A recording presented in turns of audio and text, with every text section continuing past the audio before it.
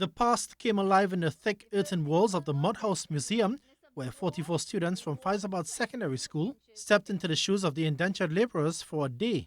Public Relations Officer at the Mud House Museum, Andrea Bullock, said the immersive program held annually to commemorate Indian Arrival Day offered a small glimpse into the lives of those who toiled, built and persevered in 19th century Trinidad. We have this program every year with Fyzabad Secondary, and we feel that this is the best way to mark Indian arrival because it's really keeping the legacy alive by showing our young people what it was like back in the days of our ancestors. The students also engaged in traditional agricultural practices, culinary preparation, and historical reenactments. Also, they learned a little bit of history about indentureship as a whole and what was the effect. And they saw the cocoa drying house, how the roof opens to allow the sun to come in and dry the beans, and then how to close the roof as well. So they got that experience. They learned fireside cooking, so how to use and stoke the chulha, how to roast the cocoa beans so that they could be able to make their own cocoa at home, their own cocoa balls at home, and then later on make cocoa tea. At the heart of the experience stood the mud house itself, which was said to be built in 1885 by an indentured laborer known as Tatri, who earned 17.5 acres of land through cocoa cultivation.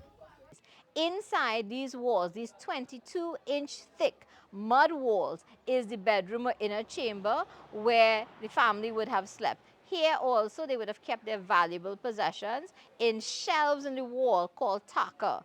They would have slept on coconut fiber mattresses, and they would have used coconut oil to light their flambeau or chirak in the night.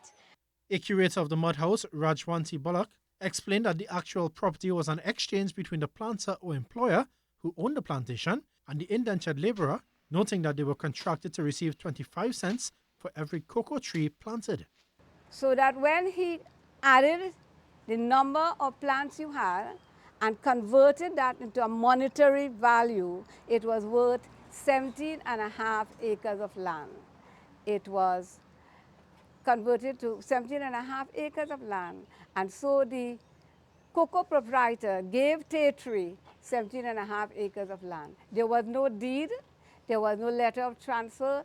And on the occasion of Indian Arrival Day, the museum's public relations officer, Andrea Bullock, said May 30th is more than just a celebration, but a moment of gratitude.